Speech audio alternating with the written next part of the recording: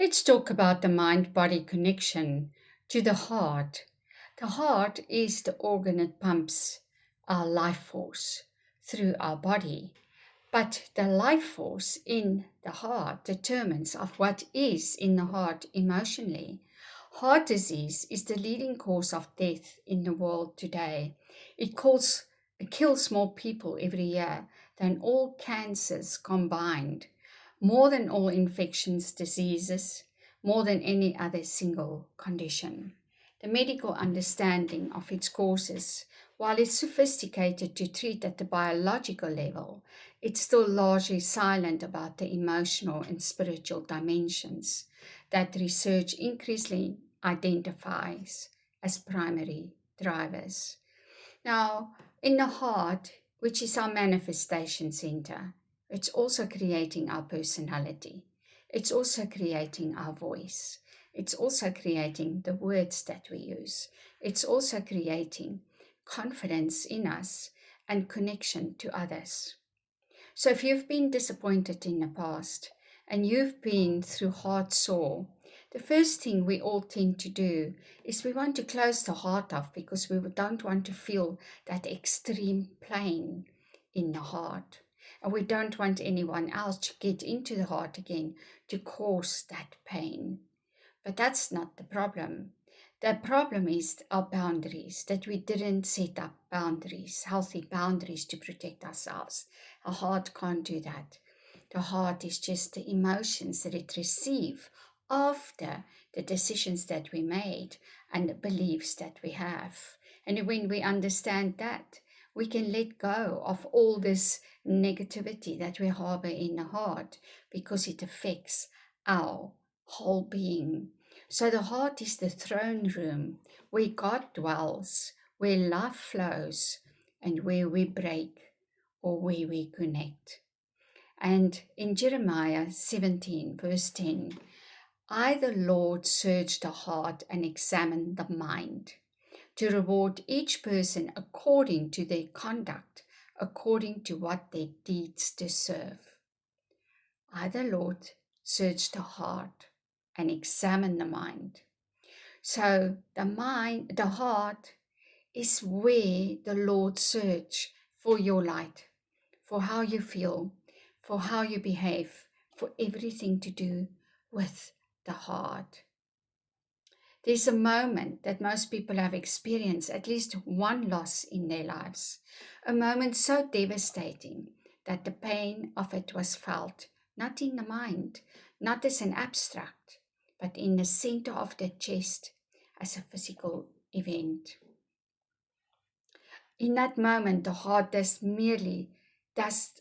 respond just to our emotions, nothing else. It responds to the vagus nerve that fires, the cardiac muscles tenses, the rhythm changes, and in extreme cases, a condition called Takotsubo cardiomyopathy, I hope my pronunciation is right, occurs. It's a syndrome in which profound emotional shock causes the left ventricle of the heart to balloon and weaken to such a degree that it's functionally indistinguishable from a heart attack. That is the broken heart syndrome. Now that we all know so well.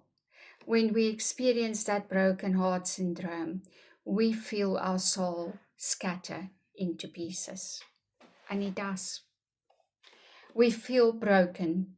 The soul scatter. We feel ungrounded. We don't know who we are. And we're just floating around in a daze. Try to focus, try to exist in this life. Try to act normal, look normal, while we are totally broken. Because if the heart is broken, the voice will be broken and the words would be sad.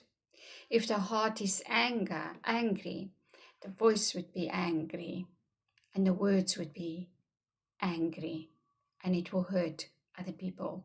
So what is in the heart, so we are. We can't lie about that. When I work with clients and they speak to me, I immediately know what's going on with them by listening to the tone of their voice and the words that they use, because that tells me what is in the heart. And that affects our relationships, which puts us in a loop, because now we create negative relationships. And that puts us in a loop of getting negativity back.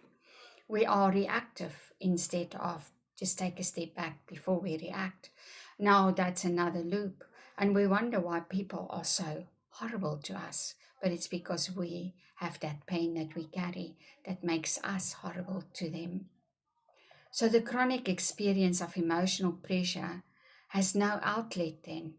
And the person who carries the weight of unexpressed truth, unexpressed anger, unexpressed need, or unexpressed grief in the heart, where it manifests as the literal elevation of pressure in the blood.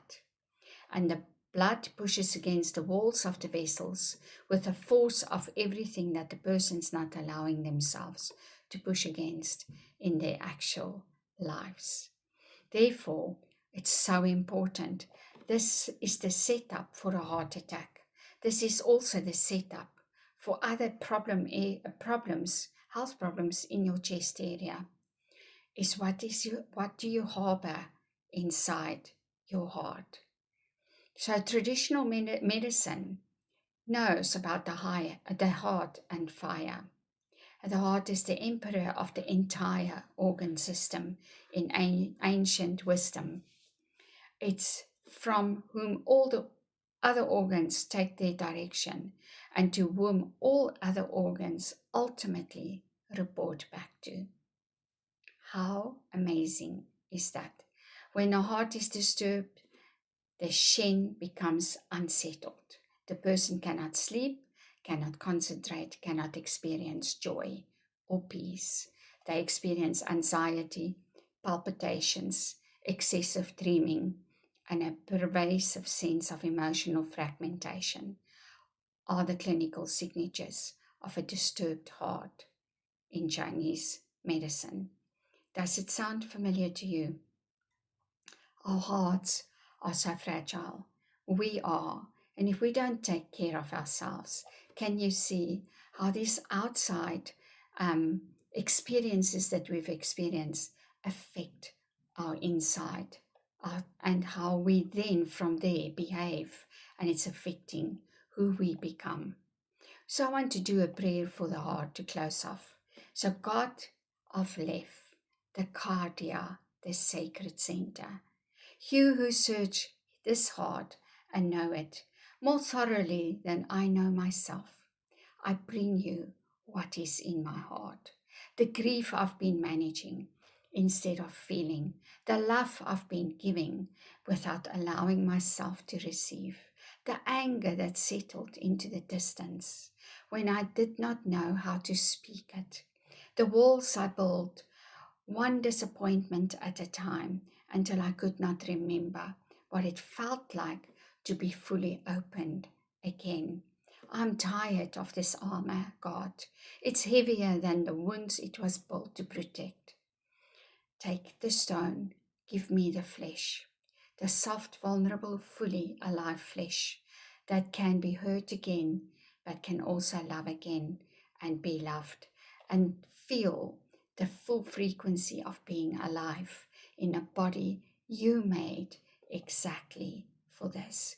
Heal this heart, O Lord, not around the wounds that throw them, not above the grief inside where you have always been waiting, but for me to finally stop managing and start feeling.